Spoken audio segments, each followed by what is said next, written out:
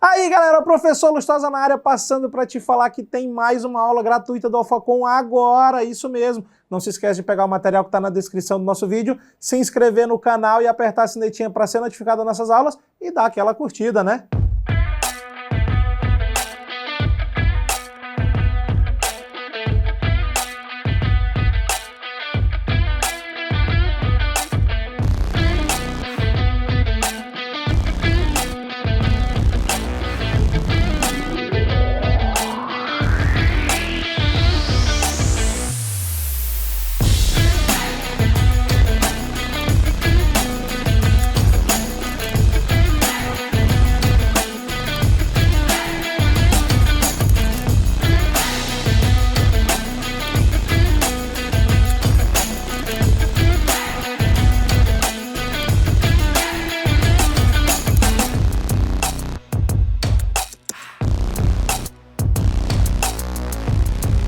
Então, a análise e o estudo do direito administrativo, como está exposto aqui no quadro para vocês.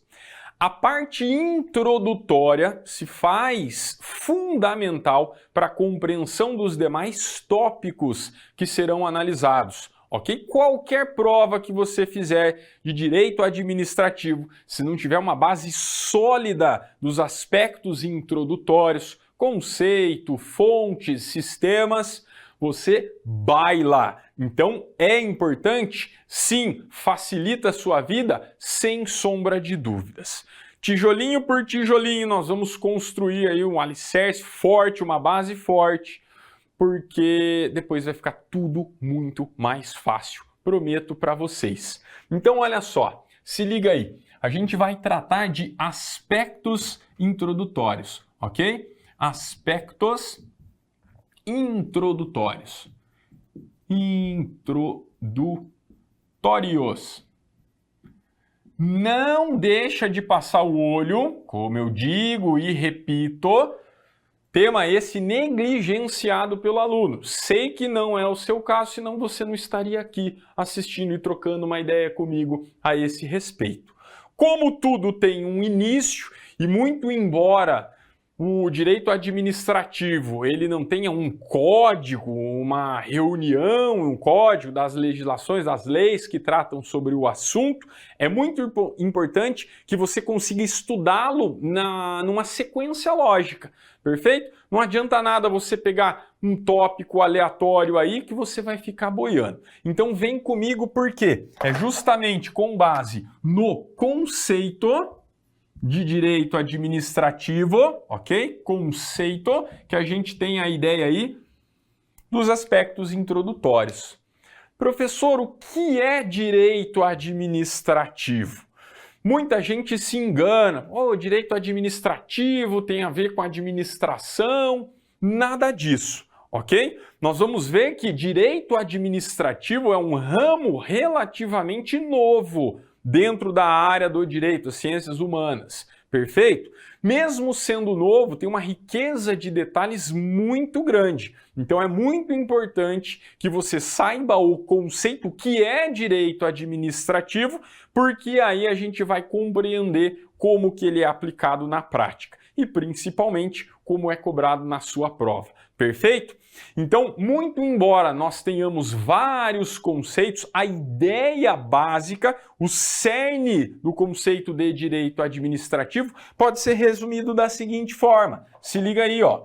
O conceito de direito administrativo pode ser tratado, vamos colocar aqui em destaque, bem bonitinho, ó. Conjunto de regras e princípios, ok? Se liga então, e princípios que regem as relações. Olha aqui, ó, as relações da administração. Legal? Da administração. Professor, quais são essas relações? Relações tanto dentro da própria administração pública, quanto a sua relação com os particulares. Explica melhor essa ideia aí. Quando a gente pensa em administração pública, nada mais tem que pintar na sua cabeça o quê? É como o Estado, e quando eu falo Estado não é espaço geográfico, perfeito? É o Estado brasileiro como um todo, como ele presta serviço, como ele desempenha suas atividades. Para tanto, ele precisa se organizar internamente, que é o que a gente chama de organização da administração pública, a relação que existe entre os órgãos públicos, entre os agentes públicos, então essa é uma relação dentro da própria administração, bem como aquela relação da administração com os particulares, com o cidadão comum, como eu, como você, que está aí do outro lado da tela. Tá legal? Então, basicamente, é o conjunto de regras e princípios que regem essas relações. Você pode encontrar aí conceitos, como conjunto de princípios, é ramo do direito público, a gente vai ver o que isso significa, mas pegou o bizu, tá? Conjunto de regras, princípios que regem relações da administração, tanto internas quanto externas, já matou a ideia de direito administrativo. Você já está com um excelente caminho andado. Perfeito? Legal? E é com base neste conceito que a gente vai avançando e compreendendo quais são os aspectos que têm relevância para a nossa prova. Se liga, porque além do conceito, também é muitíssimo importante tratarmos sobre fontes do direito administrativo. Quais são as fontes do direito administrativo? E quando a gente fala em fonte do direito administrativo, obrigatoriamente a gente precisa conseguir enxergar como essas fontes são vistas pelos estudiosos do direito administrativo. Então, se liga, porque é isso e é dessa forma que cai em prova, tá ok? Quando a gente fala em fontes, nós podemos enxergar as fontes primárias e também as fontes secundárias.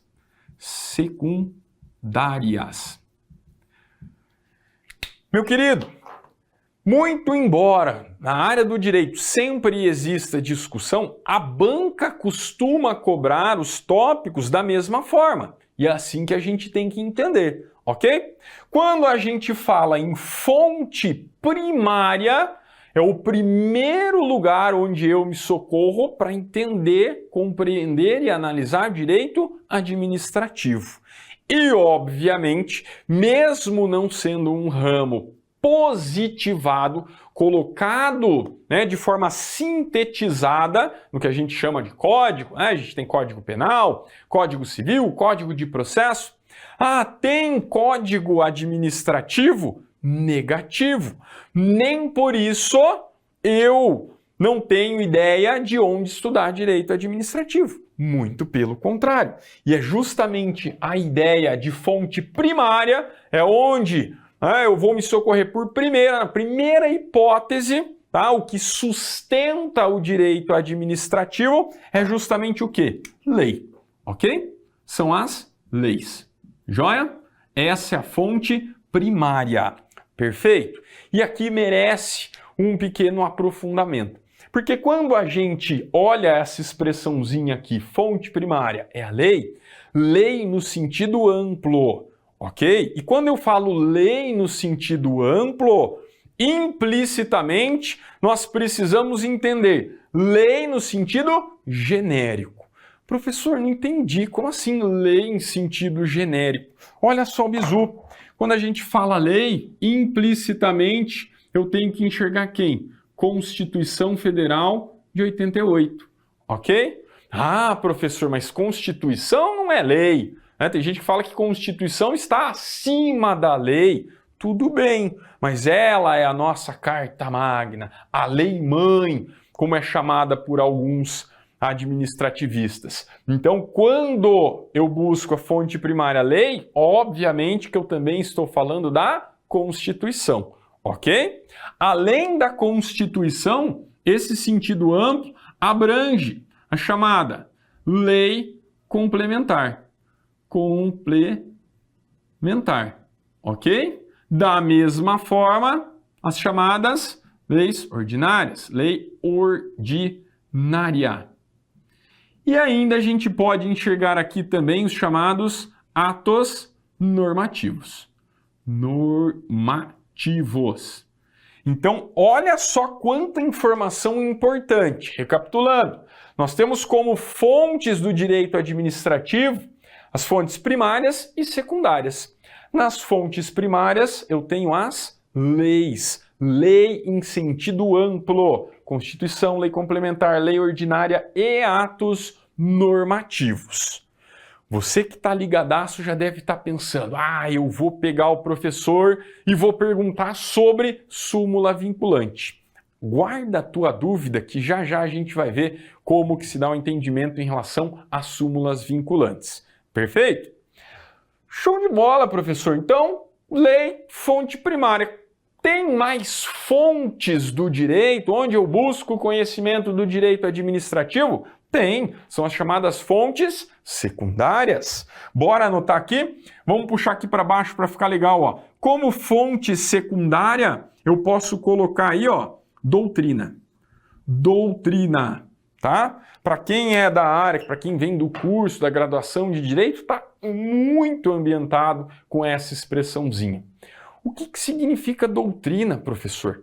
Nada mais é do que estudiosos do direito, são estudiosos do direito que pensam, discutem, debatem, escrevem, raciocinam sobre o direito administrativo. Legal? Então, quando o cara fala, pô, isso aqui esse cara é doutrinador de direito administrativo, o cara é bom. Legal? Essa é a ideia de doutrina. Então, quando a gente pega livro e vê lá o nome do autor, né, a gente pode considerá-lo que um doutrinador. Obviamente que no mundo digital, todo mundo que quiser gravar um vídeo e jogar na internet, joga, beleza? Então o cara está falando de direito administrativo, ele é doutrinador? Negativo, ok? O cara tem que ser um estudioso do direito administrativo, ter uma formação amplamente técnica a respeito do tema. Normalmente se dá com titulação, mestrado, doutorado, pós-doutorado, enfim. Então, para o cara ganhar o rótulo de doutrinador, tem que ralar bastante. Né? O professor Tiago é doutrinador. Obviamente, estou longe disso. Né? Não sei nem se é minha pretensão. Mas fato é que, como fonte secundária, nós temos a doutrina. Perfeito?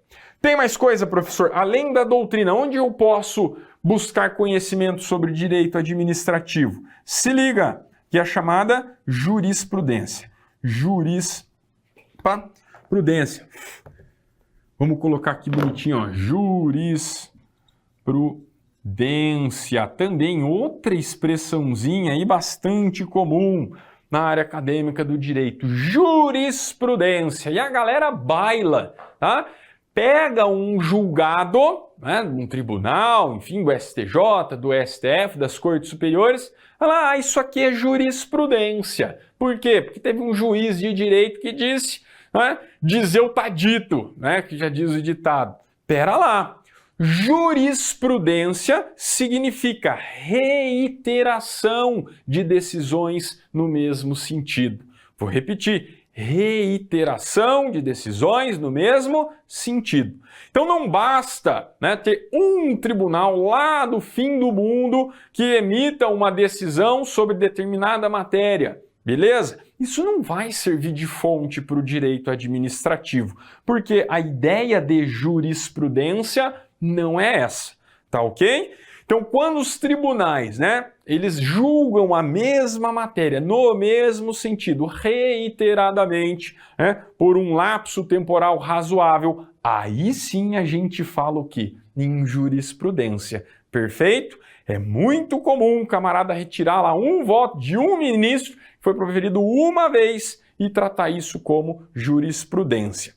Por isso que é muito delicado quando a banca cobra jurisprudência. Porque ela tem certa dinâmica, ela muda, tá? Ela é dinâmica. Então, difícil. Quando é uma jurisprudência que está há bastante tempo, até meio redundante falar jurisprudência e bastante tempo, porque a reiteração das decisões demanda tempo, mas aí a gente consegue enxergar questões na banca nesse sentido. Perfeito? Mas fica ligado que, além da doutrina, jurisprudência também é uma fonte secundária do direito administrativo.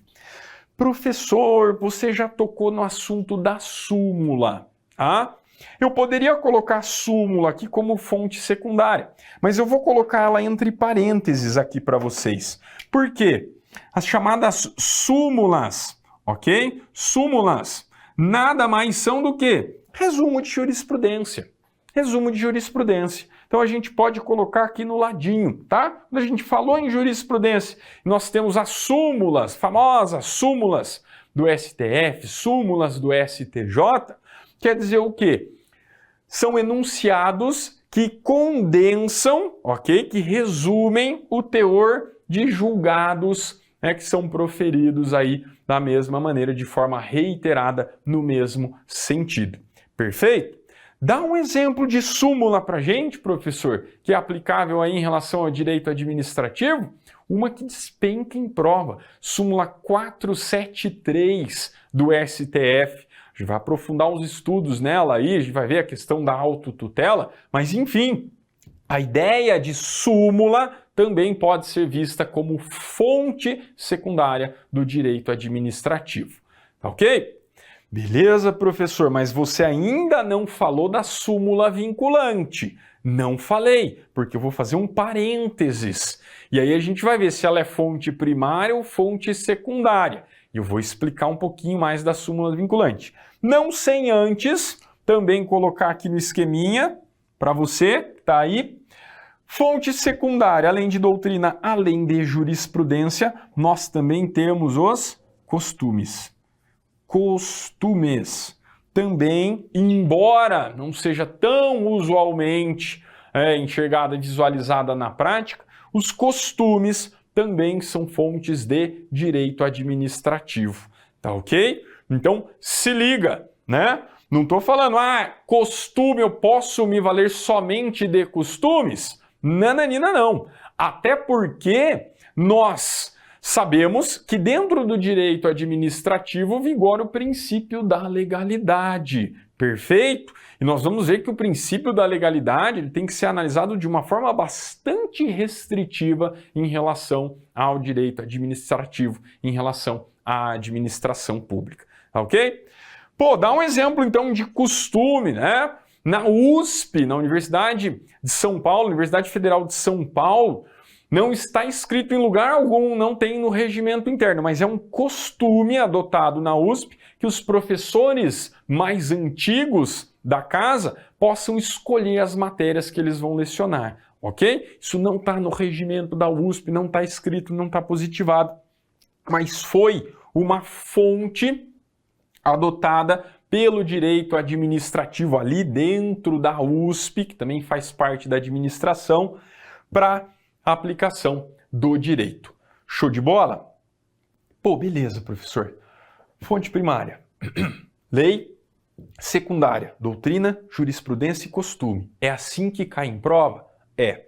Só que aí surge, e aí eu vou colocar para vocês como forma de observação. Aqui embaixo. OBS, e sempre que aparece OBS, a gente tem que ficar ligado. São as chamadas súmulas vinculantes. Vinculantes. O que é isso? O que come? Onde é que mora, professor? Súmula vinculante. Você já cantou a bola, você já falou de súmula como fonte secundária. Calma! Por quê? Súmula e súmula vinculante é a mesma coisa? Negativo. Eu costumo dizer que no direito, como um todo, direito administrativo, penal, tributário, enfim, o nome sempre ajuda. Sempre ajuda. Súmula é uma coisa, súmula vinculante é outra.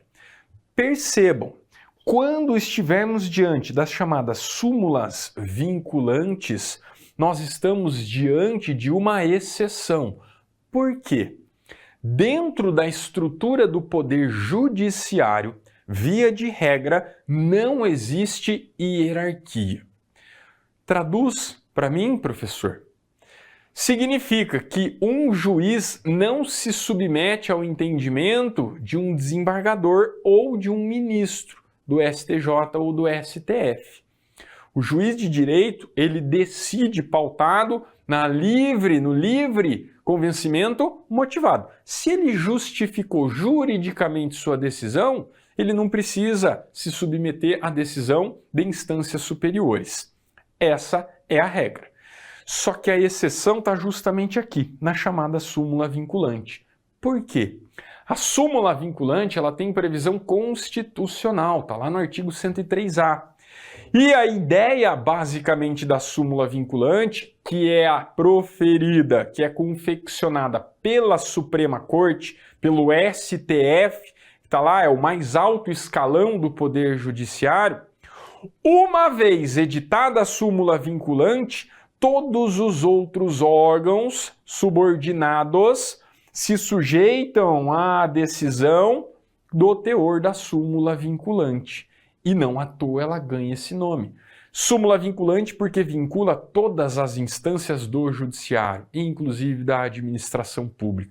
E a gente já vai entender, ok? Por que eu fiz esse contexto, essa contextualização?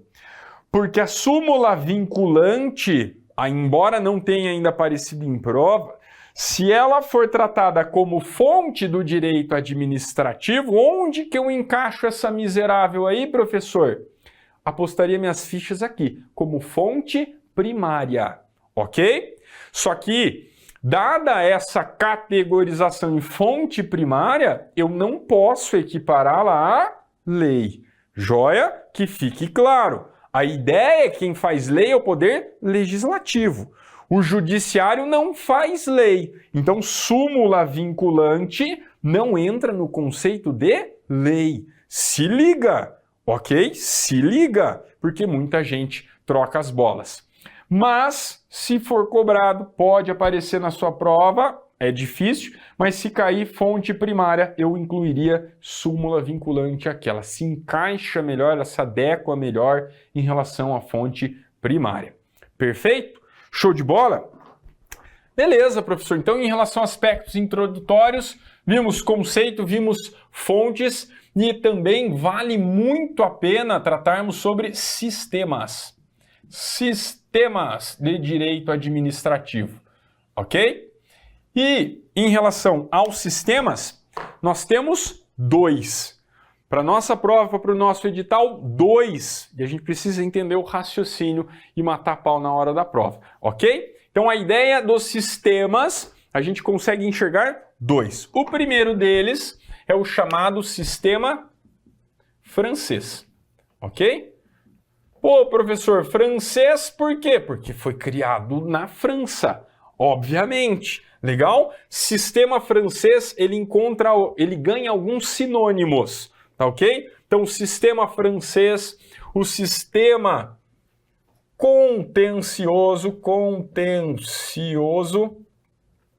ou também chamado sistema de dualidade de jurisdição, ok? Dualidade de jurisdição. Ah, professor, mas é muito nome para designar a mesma coisa. Só que pode aparecer na sua prova. Pura e simplesmente essa é a ideia. Sistema francês, sistema contencioso, contencioso administrativo, ou de dualidade de jurisdição, ou sistema dual, tanto faz, eles designam a mesma coisa. Perfeito? O sistema de dualidade de jurisdição diz o seguinte: nós teremos um tribunal específico que somente analisará questões que envolvam a administração pública, ok? É o chamado tribunal administrativo. E nós teremos um tribunal judicial, que vai analisar, que vai decidir sobre todas as outras questões, desde que não envolvam a administração pública. Por isso que é chamado sistema de dualidade, porque nós temos 2 espécies, 2 tipos de tribunais, ok? Cada qual com a sua competência, cada qual com a sua especialidade. Então, olha só, esquematizando aqui nós conseguimos enxergar o tribunal administrativo, ok? E nós conseguimos enxergar em paralelo o tribunal judicial. Essa é a ideia. Quando existe treta, que no direito nós chamamos de lide, olha só que bonitinho, tem treta, teve desavença, envolveu a administração pública, quem resolve, quem decide sobre essa questão? Tribunal administrativo, perfeito? Faz coisa julgada, formal e material. Bate o martelo de forma definitiva, ok? Todas as outras questões que envolvam conflitos de interesses, desde que não abranjam a administração, são resolvidos por quem? Tribunal judicial. Por isso que é tribunal, ali a ideia de sistema de dualidade de jurisdição. Perfeito? Legal? Vira e mexe, rola vaidade, né? O tribunal administrativo fala, não, é minha competência, o tribunal judicial fala, é minha competência. Nós até teríamos um terceiro tribunal, chamado Tribunal de Conflitos, tá? Mas ele não faz coisa julgada, material, formal. Ele só estipula qual vai ser o tribunal, qual dos dois vai ser o tribunal competente para a apreciação da matéria. Perfeito? Legal? Então, se liga. Sistema francês, obviamente, foi criado na França, tá? E existe o quê? Pluralidade de competências em relação a tribunais distintos. É o sistema adotado pelo nosso direito administrativo? Negativo. Muito embora a França seja o berço, foi onde surgiu inicialmente a ideia de direito administrativo, o Brasil não adotou o sistema francês. Não, professor, negativo. Qual foi o sistema adotado, então? Que é o segundo que aparece aí. É o chamado, e aqui eu vou colocar esquematizadinho para vocês, o sistema inglês. Sistema inglês. Ok? Também conhecido como sistema do não contencioso. Contencioso. Joia? Ou também conhecido como sistema de unicidade de jurisdição. Jurisdição. Beleza, professor. Então, o raciocínio aí é tranquilo, é óbvio. Se lá no sistema francês eu tenho 2 tribunais, por isso que ele é conhecido como dualidade de jurisdição, no sistema inglês de unicidade eu tenho o quê? Apenas um tribunal, ok? Que decide, que dá a palavra final em relação às questões conflituosas. Legal? Que dentro do nosso país é o sistema adotado. Então se liga, porque a própria Constituição, ok? Lá em seu artigo 5º, famosíssimo artigo 5º, inciso 35, tá? Da Constituição de 88.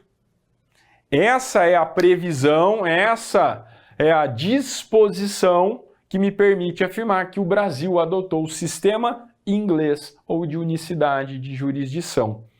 Isso significa, em aspectos práticos, o que, professor? Que toda e qualquer ameaça a direito ou lesão a direito será passível de ser apreciada pelo Poder Judiciário. Ok? Professor, mas eu sei que existem tribunais administrativos. Eu que curto futebol, eu sei que tem o TJD, o STJD. São órgãos de esferas administrativas. Beleza. Tem competência, nesse exemplo que eu dei, para julgar, para analisar questões ligadas à prática desportiva. Show de bola.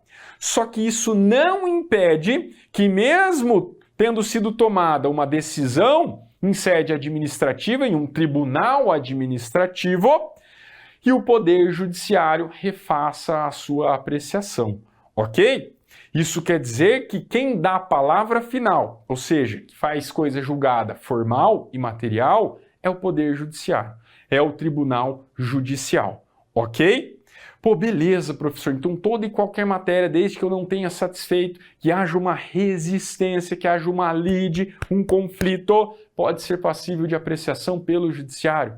Pode. E, meu querido, grave essa dica aqui, grave essa informação, porque vários outros temas, tópicos de direito administrativo pressupõem o seu conhecimento em relação ao sistema adotado pelo Brasil. Perfeito?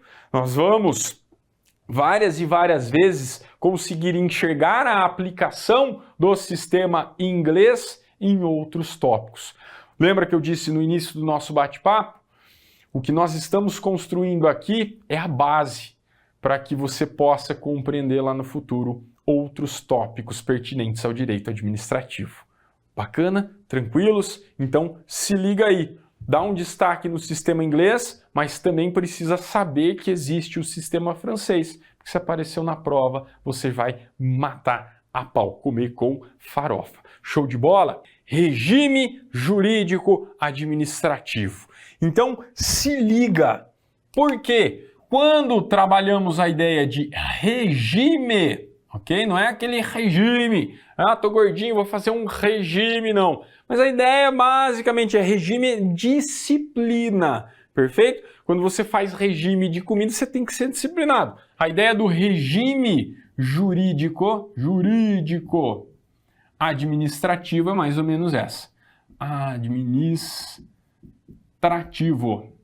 Ok? Regime jurídico administrativo. Então, olha só, bastante coisa interessante e que lá na frente, outros tópicos, vai fazer muito sentido. Por quê?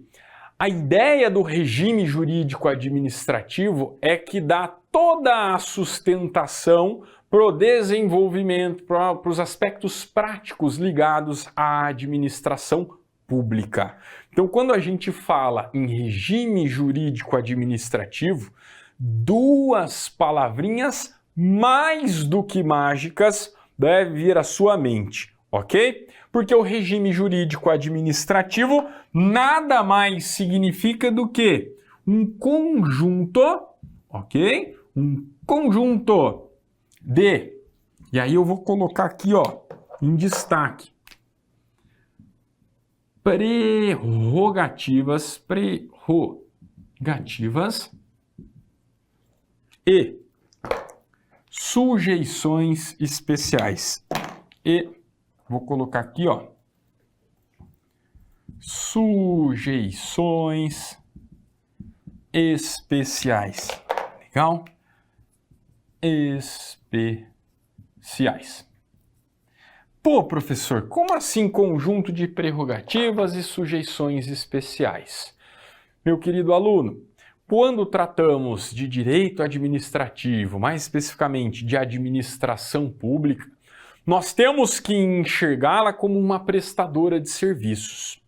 E quando a gente fala em prestadora de serviços para todos os particulares, para o cidadão brasileiro. Ou seja, a administração pública ela tem mais de 200 milhões de consumidores.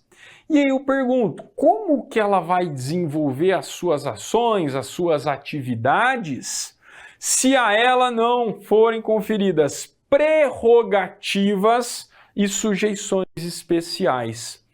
Nós temos características ímpares conferidas à administração pública, são regidas pelo direito administrativo, para que a máquina estatal, para que a administração pública consiga desempenhar as suas atividades. Perfeito?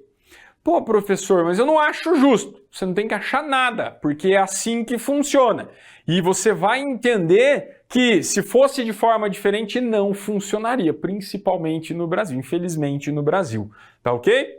Pô, show de bola. Então o que significa quando eu bato o olho em prerrogativas e sujeições? Traduzo, o que isso significa? Muito cuidado, tá? Porque quando aparece prerrogativa, tem gente que trata como sinônimo de privilégio. Eu faria uma ressalva. Prerrogativa não é bem especificamente um privilégio, mas tem gente que trata dessa forma. Então, muito cuidado com a utilização dessa expressão privilégio. tá? Mas fato é que prerrogativas são direitos que extrapolam a relação do cidadão comum. E isso fica fácil de ser entendido. Vem aqui comigo, fazer um esqueminha bem simplesinho para que você consiga visualizar a ideia de prerrogativas. Quando a gente fala de Estado, ok? Estado brasileiro, a gente vai ter que olhá-lo sempre em cima. Eu que sou particular, eu que sou o cidadão, eu que sou o administrado, sempre fico aqui, embaixo. Sempre não, quase sempre. Por quê? O cidadão, em relação à administração pública, ele desenvolve uma relação vertical. Muito por conta de que o Estado, que é a administração pública, ela representa o interesse da coletividade. Perfeito? Se liga. Então, quando a gente fala em Estado, ele aparece aqui em cima do nosso esqueminho e isso indica justamente uma relação do quê? De verticalidade. Muito importante essa relação aqui, tá? Relação de verticalidade. Por isso que nós vamos compreender a ideia de que é conferida à administração pública certas prerrogativas. Se ela está numa relação de verticalidade, né, ela está em cima e o cidadão, o particular, está embaixo, para que ela atue, para que ela desempenhe as suas funções, eu preciso o quê? Conceder benesses, privilégios, prerrogativas, características especiais.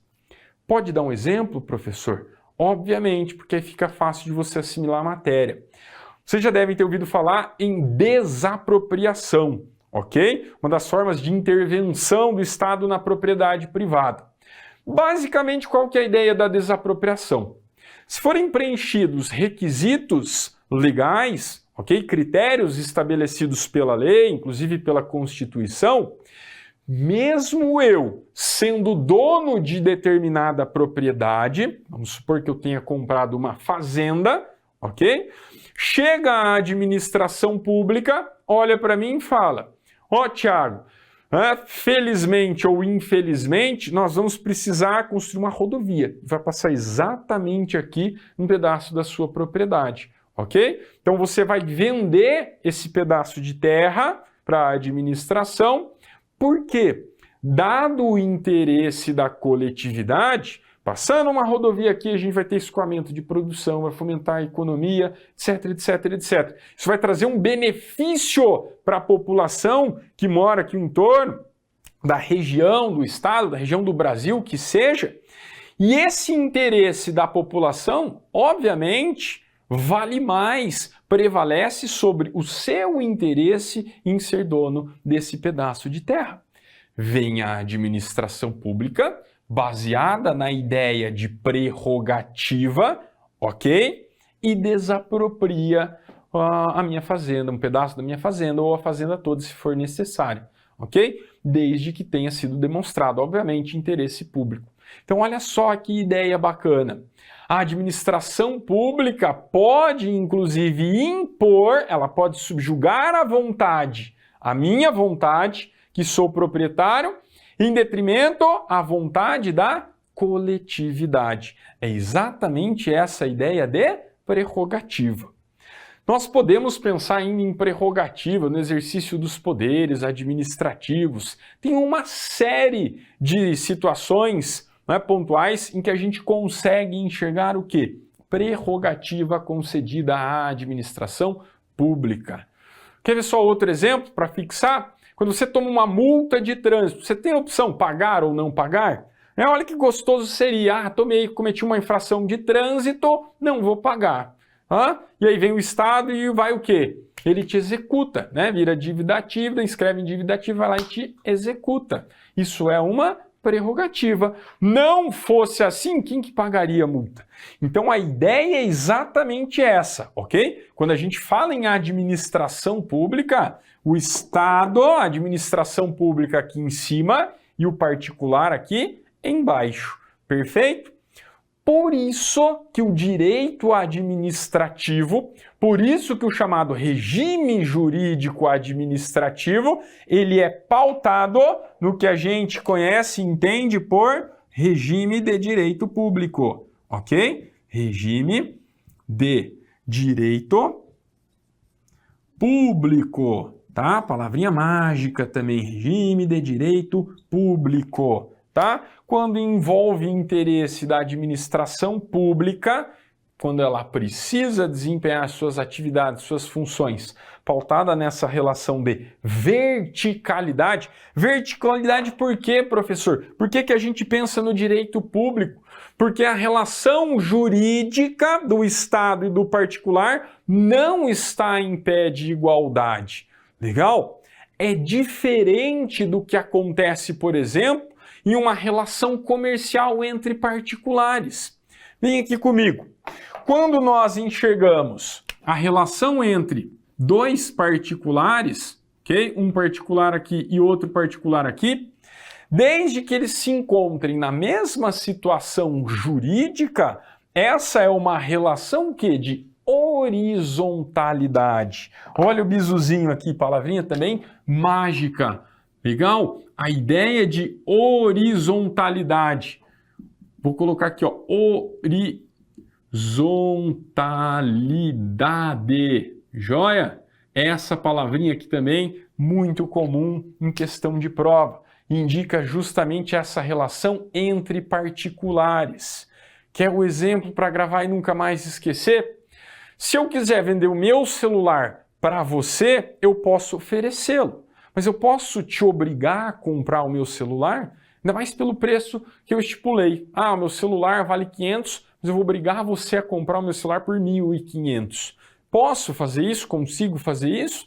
Obviamente que não. Uma relação entre particulares indica uma relação de igualdade na relação jurídica. Por isso que a gente fala em uma relação de horizontalidade. Tá ligado? Se eu quisesse vender minha fazenda, por exemplo, a mesma fazenda, né, do último exemplo da desapropriação, posso oferecer.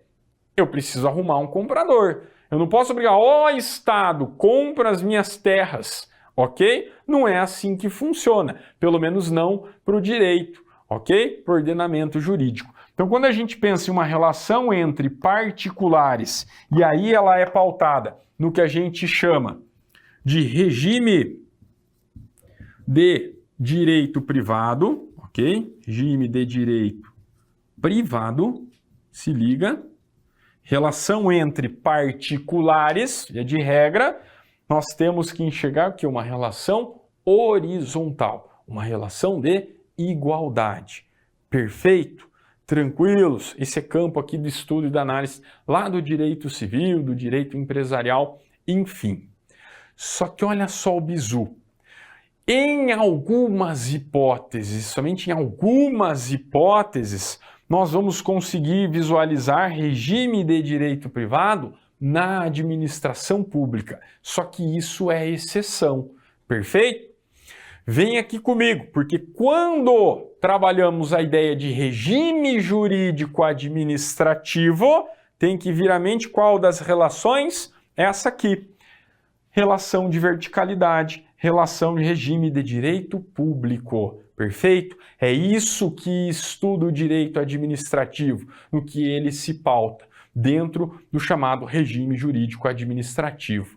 Ah, professor, você quer dizer que em alguns casos, né, em algumas hipóteses, é possível que o Estado ele mantenha uma relação com o particular de forma horizontal? Sim, em alguns casos. Por exemplo, quando a administração pública ela quer locar um espaço para alojar determinada estrutura, determinada entidade. Tá? Então a administração pública ela não pode obrigar o dono do estabelecimento, o dono da sala comercial, a alugar. Ou falar, ó, sai daí que isso é interesse público. Negativo, até porque a administração, muito embora tenha prerrogativas, ela não pode usar e abusar desse direito. Legal? Então, em algumas hipóteses, o Estado e o particular se encontram em pé de igualdade. Só que isso aí é exceção. Perfeito? Beleza, professor? Então, só alegria, administração pública, prerrogativas, show de bola. Nem tudo são flores. Por quê? Se eu dou com uma mão, eu tiro com a outra. A ideia do regime jurídico, como eu disse, é conjunto de prerrogativas, mas também de sujeições. E o que significa sujeição, professor? São deveres especiais, ok? Eu vou colocar aqui até entre parênteses. Muita gente não entende a ideia de sujeição. Se você substituir aqui, ó, por deveres, ok? Ó, deveres vale. E acho que é mais simples ainda o raciocínio. Sujeições são obrigações especiais que extrapolam as relações jurídicas entre particulares, que prevalecem entre particulares e que são aplicadas à administração pública. O raciocínio é bem simples, é bem tranquilo. Se a administração pública ela age em nome da coletividade, e essa é a ideia, porque aqui a gente estuda direito administrativo na teoria, ok? Esqueçam aspectos, acontecimentos práticos. Tá? Muita gente roda porque fica pensando na prática. Se nós analisarmos no plano teórico, perfeito? Se ela tem prerrogativas, se ela tem benesses especiais, ela também se sujeita a deveres específicos. Mais um exemplo para você gravar, quer ver só? Você já deve estar ligado que para ingressar nos quadros da administração pública, você precisa estudar. Por quê? Porque você precisa prestar concurso público. Simples assim. É para isso que eu estou estudando, professor. Concurso público. Pensa comigo essa situação na iniciativa privada. Se você quiser ingressar numa empresa da iniciativa privada, o que você faz? Pega o currículo, monta o currículo bonitinho, tudo tranquilo, chega lá na porta, entrega. Ou às vezes tem um conhecido, leva o teu currículo lá, faz entrevista, passa por todas as etapas do processo seletivo, que a empresa adora, dá um nome bonito, processo seletivo. E aí, se você cumprir os requisitos daquela determinada empresa, está dentro. Ou se você é peixe, se você é truta do dono da empresa, não precisa nem mandar currículo. Fala, bicho, vem trabalhar comigo. Essa relação é uma relação o quê? Horizontal. Joia? Relação é a manifestação de vontade do dono da empresa e você que quer arrumar um emprego. Funciona assim para a administração pública? Negativo. Porque ela se sujeita, ela se obriga a aplicar regras específicas para que admitam-se pessoas dentro dos seus quadros. Ah, professor, você está falando do concurso. Exatamente. Olha só, concurso é um dever especial da administração pública. Quando ela quer contratar pessoas, ok, para que desempenhem suas funções, chamados agentes públicos, ela tem o dever de realizar certame, concurso público. Perfeito? Existem exceções? Sim, mas aqui estamos trabalhando a regra. Perfeito? Outro exemplo muito comum em prova, se liga, de sujeição especial na administração pública, dever de licitação. Olha só, licitação, professor, já ouvi falar. Quando eu quero comprar determinado bem ou adquirir determinada prestação de serviço, o que eu, particular, faço?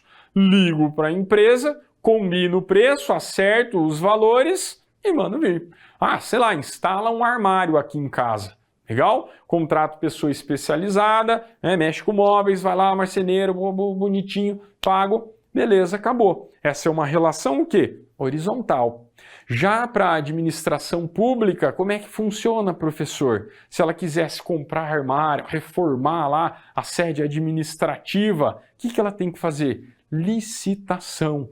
De acordo com a Lei 8.666, a famosa Lei do Capeta, perfeito?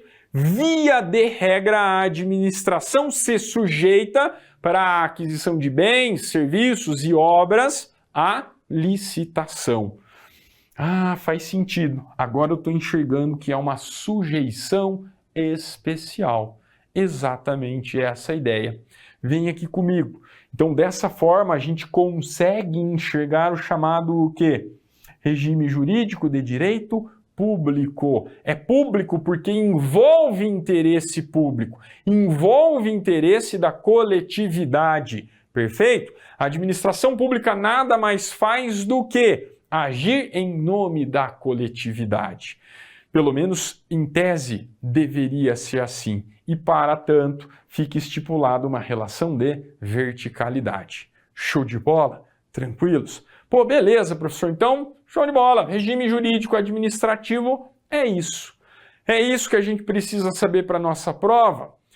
Quase tudo. Por quê? Porque nós temos dois princípios, ok? Que sustentam o chamado regime jurídico administrativo.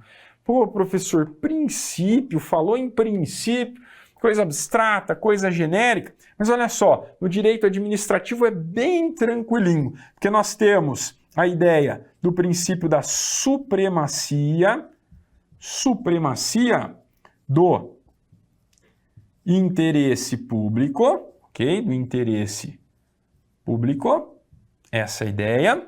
Primeiro princípio basilar, que sustenta o regime jurídico administrativo, e nós também conseguimos enxergar o princípio da indisponibilidade. Indisponibilidade, ok? Do que, professor?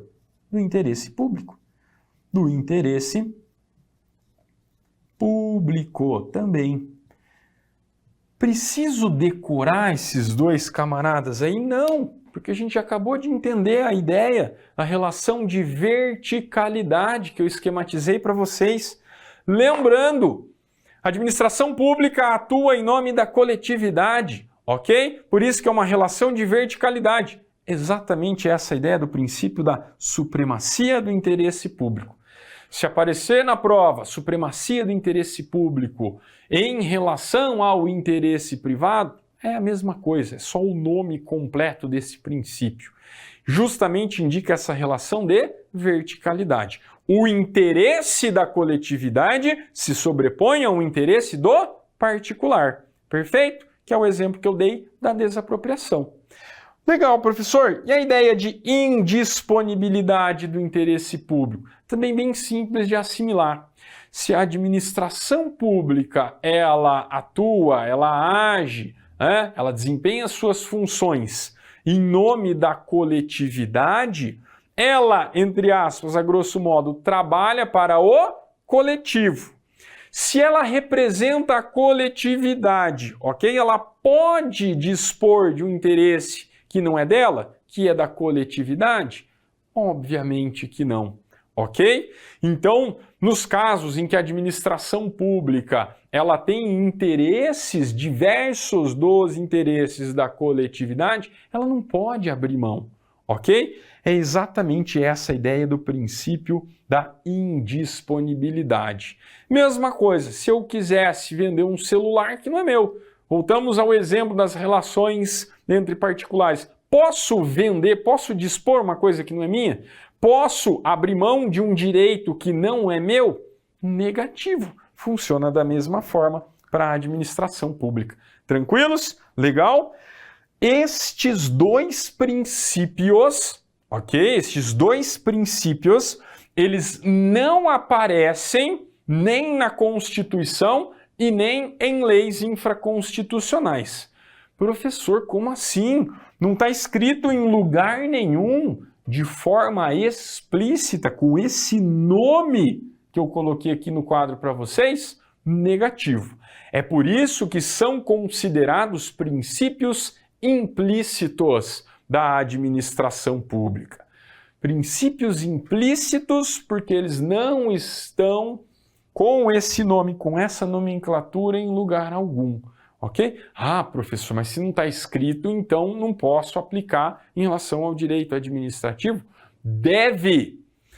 Estes princípios são tão importantes, são tão relevantes dentro do direito administrativo que tem gente que chama esses dois camaradas aqui de princípios basilares. Pedras de toque do direito administrativo. Olha que bonito colocar isso numa redação. Imagina, tua nota vai lá em cima, né? Pedras de toque do direito administrativo. É o conjunto destes dois princípios que, embora não haja expressa previsão constitucional, expressa previsão legal, que sustentam o chamado regime jurídico administrativo. Bacana? Beleza? Muito comum questão de prova no seguinte sentido, traz a relação aqui ó, de verticalidade, ok? A ideia da prevalência da vontade da administração pública, leia-se coletividade, em detrimento ao particular, e aí joga lá em disponibilidade. Então eles trocam o conceito, fica ligado, matou a pau, pegou o conceitinho de cada um, linkou com a ideia de regime jurídico administrativo, não tem erro. Perfeito? Chamo a atenção para encerrar a ideia de que são dois princípios que, embora tenham um caráter abstrato, sustentam toda a ideia, todo o desempenho das funções, das atividades da administração pública. Perfeito? Vocês vão ouvir falar muito desses dois princípios em outros tópicos. Né? Eu até estou sendo um pouco repetitivo aqui, vai aparecer em outros tópicos. Por quê? Porque isso aqui é a base do nosso conhecimento dentro de direito administrativo. Tá ligado? Ficou esperto? Então lembrou desses dois, já está 2, 3, 4 passos na frente do concorrente. Então olha só, tema interessantíssimo. De novo, professor, tema interessante? Direito administrativo sempre é interessante, tá ligado? Então, olha só, vamos trabalhar a ideia de princípios administrativos. Ok? Muito legal, por quê? Porque cai em prova, pura e simplesmente por isso. Princípio administrativo cai em prova, cai. Se liga! Porque nós temos uma classificação que é importante, ela é nível juninho de aprendizado. Nível juninho é o quê, professor? Moleza, mais fácil que morder água, ok? Mas a ideia de princípios administrativos, ela ganha uma classificação. O nosso recorte aqui se dará em relação aos chamados princípios explícitos do direito administrativo. E falou em princípio explícito, tem uma razão de ser. Qual é essa razão, professor? Eles estão estampados no artigo 37 da Constituição Federal de 1988, ok? Mais especificamente lá no caput, na cabeça do artigo. Falou princípio explícito, é explícito porque aparece o nome do princípio, onde? Na redação do artigo 37. Isso implica dizer, em outras palavras, que todos os demais princípios que abordaremos em momento oportuno são taxados de princípios implícitos. Vou colocar aqui no quadro para que você não esqueça. São os chamados princípios implícitos, ok? Pô, professor, mas não está escrito em lugar nenhum os princípios implícitos. Vez ou outra nós conseguimos extraí-los, ok? Nas entrelinhas. Vez ou outra a gente até tem o conceito em legislação esparsa, ok? Quer ver só um exemplo? A lei que trata de processo administrativo disciplinar, a Lei 9784 de 1999, traz, ok, o conceito de princípios que são aplicados, são afetos ao processo administrativo disciplinar. Mas se você pegar o artigo que fala sobre princípio, não vai aparecer o nome. Não vai estar escrito o princípio da autotutela, princípio da segurança jurídica, ok? Por isso que eles são chamados de princípios implícitos. Legal? Então a ideia é fácil. Implícitos, porque eles não estão estampados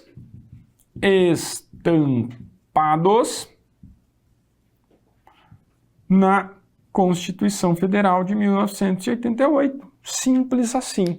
Bem juninho a ideia, tá?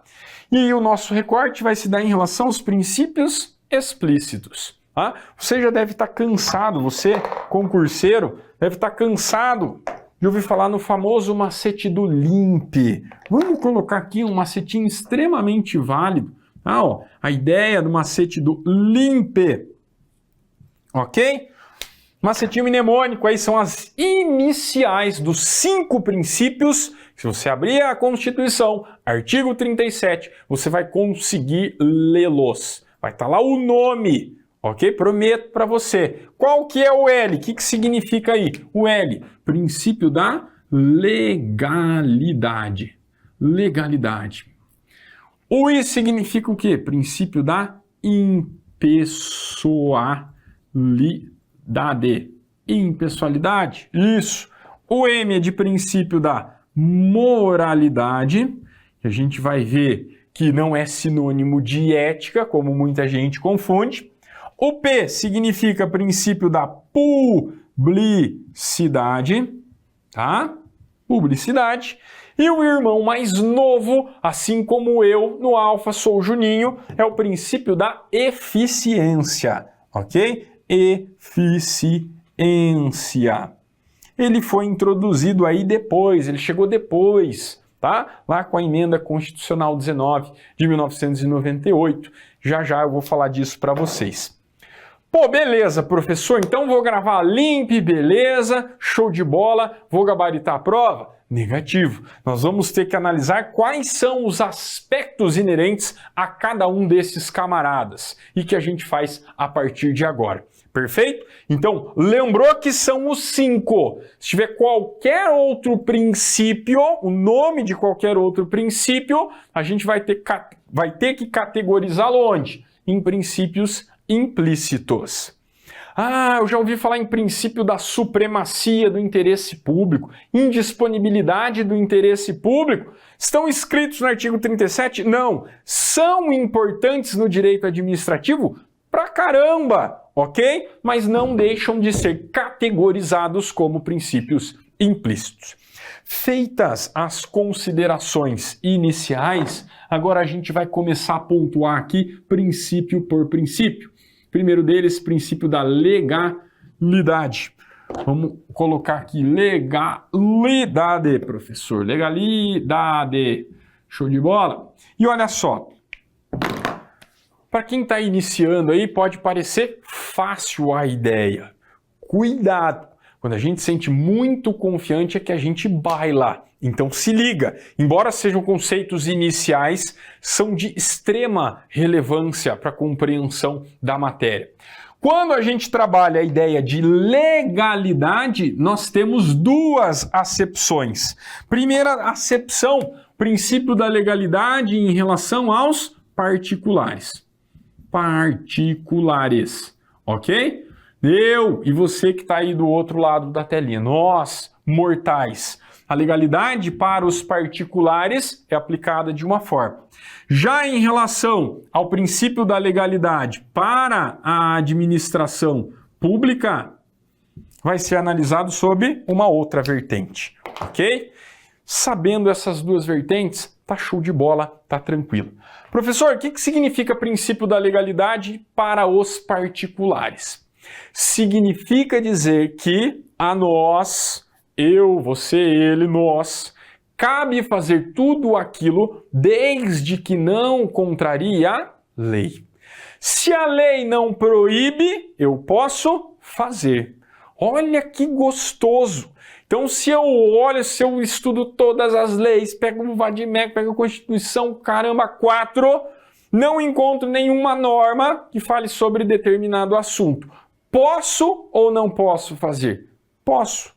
O critério adotado pelo princípio da legalidade em relação aos particulares é um critério de não contradição à lei. Se a lei não proíbe, eu posso fazer, ok? Posso tomar suco de laranja usando uma cueca branca dentro da sala da minha casa? Você faz o que você quiser, professor. Primeiro, usar sunga branca, que mau gosto. Suco de laranja não gosto. Enfim, isso não importa. Eu não encontro nenhuma lei, ok? E nem na Constituição a vedação a essa situação. Perfeito? Então eu faço tudo aquilo que a lei não me proíbe. Ah, beleza, professor. E a administração pública? Aplica o princípio da legalidade da mesma forma? Obviamente que não. Por isso que, em relação à administração pública, vocês podem encontrar a ideia de princípio da legalidade como princípio da legalidade em sentido estrito, ok? Significa que o princípio da legalidade para a administração pública permite com que a administração pratique ato, desenvolva as suas atividades, desde que haja expressa previsão legal. Professor, para mim deu na mesma. Particular pode fazer tudo aquilo que a lei não proíbe. A administração pública só pode fazer aquilo que a lei permite. Não ficou mais clara a distinção? Então, olha só, quando a gente trabalha a ideia de administração pública e do princípio da legalidade, deve haver o quê? Expressa previsão legal. É só assim, ok? Expressa previsão legal, quando houver previsão dentro da lei, que a administração pública pode agir. Dá um exemplo para a gente Imagina que o particular é representado por um carro, beleza? Aquele Uno de firma, né? Com escada em cima, bonitinho, aquele padrão. Joia? Um carro, um Uno, representa o particular e o outro Uno, igualzinho, mesma cor, marca, modelo, ano, tudo igual com a escada em cima, representa a administração pública. Perfeito? Se eu entro no carro do particular, olho para a placa de trânsito e vejo lá 110 pintado de preto, com fundo branco, bordo vermelho, isso significa o quê? Para o carro que representa o particular, significa que ele pode acelerar até o limite de 110 km por hora. Passou de 110, a lei implica o quê? A aplicação de uma multa, de uma infração no âmbito administrativo. A ideia do princípio da legalidade para o particular é essa. Faço tudo aquilo, quando eu encontro o limite da lei, não faço mais. Ok? Só que se a gente olha para o carro da administração pública, pode ligar, acelerar, né, até 110? Cuidado! Se o princípio da legalidade para a administração implica dizer que ela só age, só faz quando houver expressa previsão legal, se eu não tiver uma placa falando, administração pública, você pode ligar o carro, pode acelerar até 110 km por hora, pode trocar marcha, pode abaixar o vidro, a administração pública pode fazer? Negativo, ok? Olha o impacto destas duas acepções na prática. Se eu não tenho lei, né, a chamada vacância legislativa, no sentido de vago, não tenho lei que regulamenta determinado tema, eu, particular, posso fazer. Já em relação à administração pública, se não tem lei permitindo, ninguém fala nada, ok? A administração pública pode agir? Negativo. É aí a grande diferença. A administração pública só age, só desempenha funções, pratica suas atividades, desde que haja expressa previsão legal. Ok? É por isso que você, quando passar em um concurso público, for desempenhar as suas atividades, as suas responsabilidades e atribuições, quando pintou a dúvida, será que eu posso fazer ou será que eu não posso fazer? Você vai se recorrer a quem? Ao teu estatuto. Você que vai ser servidor público estatutário, o estatuto é a lei do servidor. Está lá no estatuto o que pode ser feito. Ok? Então vamos pegar, por exemplo, a Lei 8.112, tá? Que regulamenta aí, que é o Estatuto do Servidor Público Federal. Joia? Se você pegar o Estatuto do Servidor Público Federal, ele traz seu bojo, algumas espécies de penalidades que podem ser aplicadas àquele servidor que cometeu uma infração. O cara deu mancada dentro da administração pública, muito provavelmente ele vai ser responsabilizado, ok? Tem advertência, tem suspensão, tem demissão, joia? Tem previsão legal. Dependendo da gravidade da infração cometida, vou advertir o cara, vou suspender o servidor ou vou demiti-lo, vou desligá-lo dos quadros da administração, tá? Só que aí você, superior hierárquico, fala, vou rufar ele na porrada, vou descer o cacetete no lombo do bicho. Posso fazer isso? Olha para a lei permite fazer isso? Negativo. Significa que a administração pública pode fazer? Obviamente que não, ok? Então, muito cuidado nas hipóteses de vacância legal em que não existe a lei, a administração pública fica inerte. Ela não se mexe, porque não tem lei permitindo com que ela atue. Tranquilo? Beleza? Além da legalidade, tem mais princípio aí, professor, explícito? Tem. A gente tem o princípio, seguindo o macetinho lá, princípio da impessoalidade. Impessoalidade. Ok? Impessoalidade. Muito cuidado com esse princípio aqui, porque ele pode ganhar várias acepções. Tranquilos?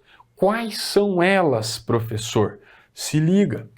A impessoalidade pode ser analisado, o princípio da impessoalidade pode ser analisado como vedação a autopromoção. Quase não acontece no nosso país, só a título de exemplo. Como assim, professor? O princípio da impessoalidade veda a autopromoção. Olha para o administrador público, ok? Quando ele ocupa um cargo, quando ele desempenha as funções em nome da administração pública, ele representa a coletividade, ok? Se ele está lá porque ele foi colocado lá, joia? A ideia é que, uma vez que ele integre os quadros da administração, ele atue em nome do povo, de quem o colocou lá. Ele não pode utilizar a estrutura da administração pública para se vangloriar, para se promover. Olha, tá vendo essa obra pública? Fui eu que fiz. Eu sou o cara. Eu é que sou mais apto e habilitado, capacitado para representar os seus interesses. Você, cidadão, está aí do outro lado. Ok? Então percebam, a ideia de impessoalidade está ligada diretamente com a proibição, vedação à autopromoção. Eu não posso personificar a máquina administrativa, falar, eu sou o cara.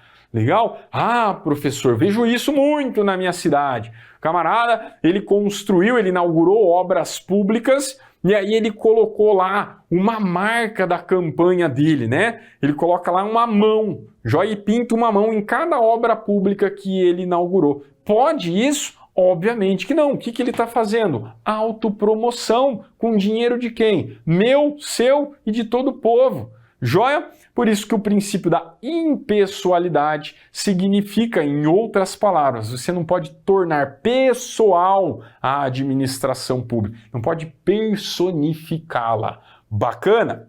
Cuidado, porque muito comum esse tipo de questão.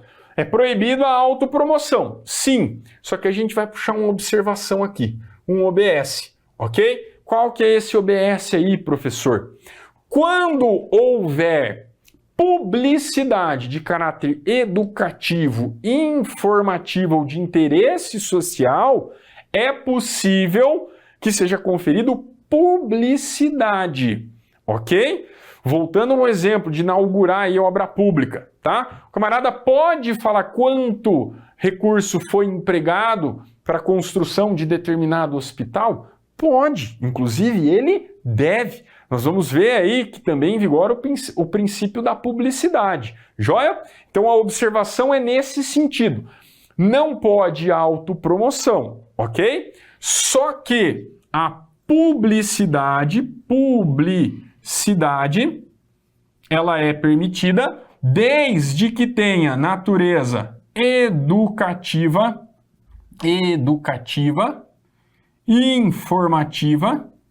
informativa, ok? Ou que tenha interesse social. Joia? Social.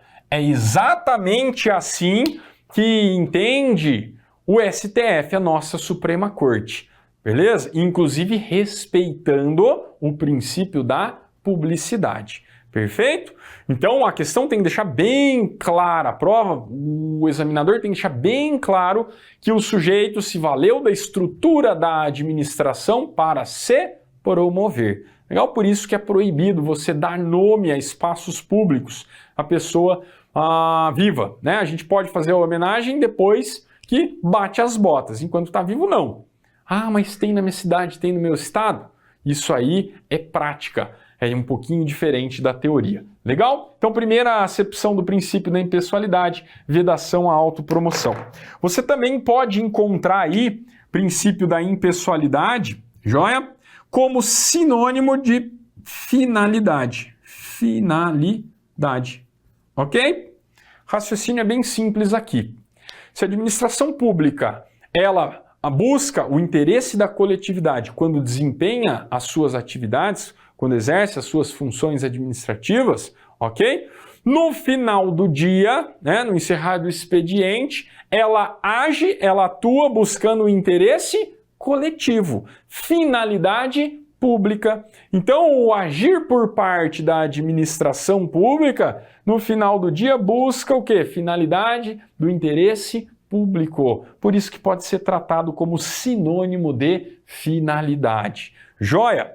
Tem mais acepção aí, professor? Tem. Tem gente que trata como sinônimo de isonomia, ou de igualdade. Ok? Também pode ser enxergado em pessoalidade como isonomia, como igualdade. Explica essa desgraça direito? Se liga aí. Quando eu, administrador público, né, tô gerindo lá a máquina estatal e eu quero contratar pessoal para integrar os quadros da administração, via de regra eu tenho que fazer o quê? Concurso público. Joia? Eu estou dando a mesma oportunidade, quando falo eu administração pública, dou a mesma oportunidade para aqueles que se encontram na mesma situação jurídica. Preencheu os requisitos do edital, você se inscreve, faz a prova, tá ligado, estudou bastante, vai ser aprovado, vai integrar os quadros da administração.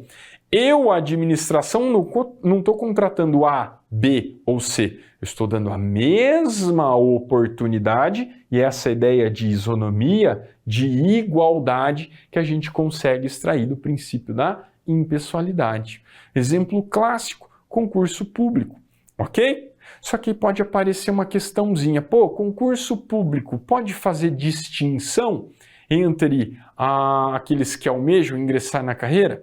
O edital pode trazer limitação etário, por exemplo? Ah, professor, isso aí vai ferir a isonomia. Você está tratando os velhos de forma diferente do que os novinhos, as novinhas.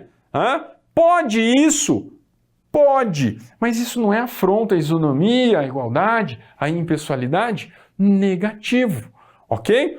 Desde que se faça necessário a limitação, a estipulação de critérios dentro de um concurso público, desde que essas limitações tenham ligação com a atividade que vai ser desenvolvida, por exemplo, uma carreira policial, muito comum em concursos de polícia militar, você estipular um teto etário, né, uma idade máxima, é porque a idade, as habilidades, condição física tem tudo a ver com o desempenho das atividades da polícia militar, ok? Então, plenamente possível o quê?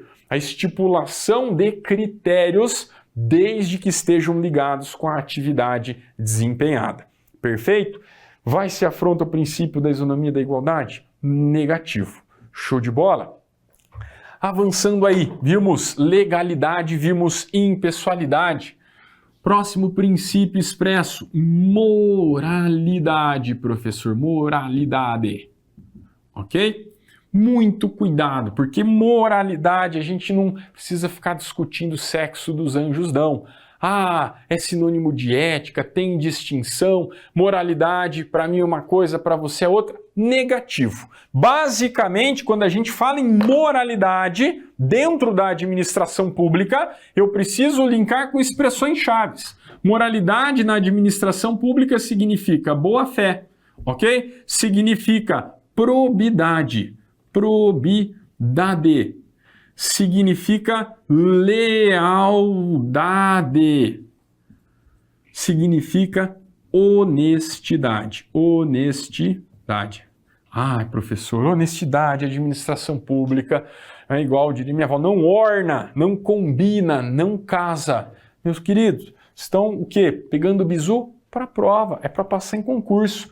Apareceu o princípio da moralidade, a questão vai ter que trazer boa-fé, probidade, lealdade ou honestidade. O princípio da moralidade ele está expresso na Constituição por um simples motivo.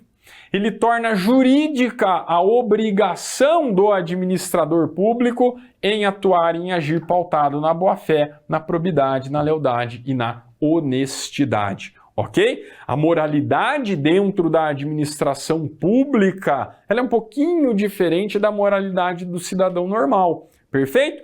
Mas, basicamente, são essas as palavrinhas mágicas que têm que estar linkadas com o exercício, com a aplicação deste princípio. Perfeito? Tudo que tiver diferente disso, a questão vai estar provavelmente errada. Legal? Beleza, professor. E além do princípio da moralidade, a gente tem o quê? Princípio da publicidade. Publicidade. Como o próprio nome já diz, a ideia de publicidade é você levar a conhecimento do público o que a administração pública faz. Ok? Então, se liga. Publicidade no sentido de publicidade, propaganda, você levar a conhecimento do seu público tudo aquilo que é feito pela administração. Qual que é o bizu? A gente não pode confundir publicidade, esta publicidade, ok? Está estampada lá no artigo 37, parágrafo 1º da Constituição, com a autopromoção do administrador público. Ok? Então, dentro deste raciocínio, publicidade significa o quê? Levar conhecimento de quem? Do público. Do público.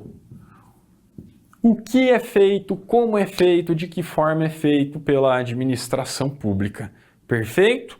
Show de bola. Então, na tua cidade deve ter lá uma placa, governo estadual, obra pública realizada na gestão tal, e aparece os valores, o que foi gasto, ok? Essa é a ideia de publicidade. Joia? Só que esse princípio ganha também uma segunda acepção. Vou colocar aqui como observação. Ok? O princípio da publicidade, ele também pode ser entendido como requisito de eficácia para o ato administrativo. Então se liga, vamos colocar em vermelho para dar um destaque, ó. Requisito de eficácia. Eficácia está ligado à ideia de produção de efeitos. Joia? Então, quando eu aplico o princípio da publicidade, por exemplo, em contratos administrativos, é a partir do momento da sua publicação que ele passa a produzir efeitos. Por isso que tem gente que aborda o princípio da publicidade como sendo o quê? Um requisito de eficácia. É só a partir do momento em que você leva a conhecimento do público, do administrado, que o ato, que o contrato passa a gerar efeitos, ok? Vou ressaltar de novo, bizu, não confundam publicidade com autopromoção, legal? E outra observação que se faz necessária aqui, e muita gente roda. Embora seja princípio explícito da Constituição, ele não é aplicado de forma absoluta, ok? Então, se liga, porque sua aplicação não é absoluta. Vou ligar aqui o caps lock, não é absoluta. Absoluta. Dá um exemplo, professor. Pô, se é princípio constitucional, princípio explícito, qual é a hipótese em que eu não preciso da publicidade, aquilo que foi praticado pela administração? Mais uma vez, remeto você à lei de licitação, 8666.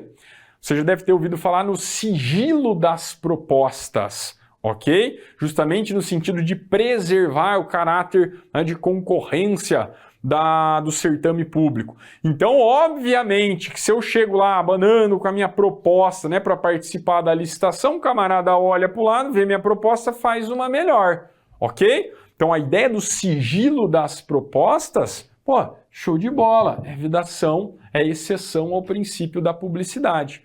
Informações que envolvam o interesse nacional, segurança pública, ok? Também são hipóteses de exceção à aplicação do princípio da publicidade. Tranquilo? Beleza? Para a gente arrematar os princípios explícitos, a gente tem o irmão mais novo aí, que é o princípio da eficiência. Eficiência, ok? Como eu disse para vocês, ele é o irmão mais novo, por quê, professor? Ele foi introduzido lá na redação do artigo 37, caput, através da emenda constitucional número 19, ok? Número 19 de 1998. Então ele é 10 anos mais novo que os demais princípios. Significa que de 88 até 98 a administração pública podia agir, podia atuar de forma ineficiente? Negativo. Mas o Constituinte, né, ele achou necessário aí o quê? Introduzir a eficiência justamente para quebrar com aquele paradigma, né, de administração pública ser sinônimo de morosidade, de lentidão, de burocracia. Então a ideia do princípio da eficiência, meus caros, está ligado diretamente com o que a gente conhece como sistema gerencial. Que vem justamente a substituir, ainda que de forma paulatina, ok? O chamado sistema burocrático. Qual que é a ideia desse sistema gerencial, professor? Basicamente, é fazer mais em menor tempo, reduzindo custos e ampliando a qualidade da prestação de serviços. Ok? E para isso, obviamente, são conferidas várias ferramentas à administração pública. Se liga no exemplo, a materialização do princípio da eficiência. Você já ouviu falar no estágio probatório? Pô, verdade, professor, eu vou passar no concurso público e aí vou me sujeitar ao período de estágio probatório. Está aqui, materialização do princípio da eficiência. Não é porque você passou no concurso público que agora está tranquilo, né? De boa na lagoa. Negativo. Tem que mostrar serviço. Senão acontece o quê? Roda. Ok? Então a ideia de eficiência está intimamente ligada com a produção, a busca de resultados, de eficácia. Perfeito? A ideia é fazer mais com maior qualidade, reduzindo custos. Está aí a ideia de eficiência. A gente fecha os 5 princípios explícitos. Tem só esses 5 para a gente estudar? Negativo, mas sem sombra de dúvidas, de altíssima relevância para a sua prova. Ok? Espero que você tenha gostado. Se liga, tem mais por aí. Aí, ó, gostou da aula? Então não se esquece de dar aquela curtida, fazer um comentário para a gente saber o que você achou, se inscrever no canal para assistir a aula com quem mais aprova no Brasil, isso mesmo. E o material tá aí na descrição do vídeo também, então pega esse material e vai estudar. Tamo junto!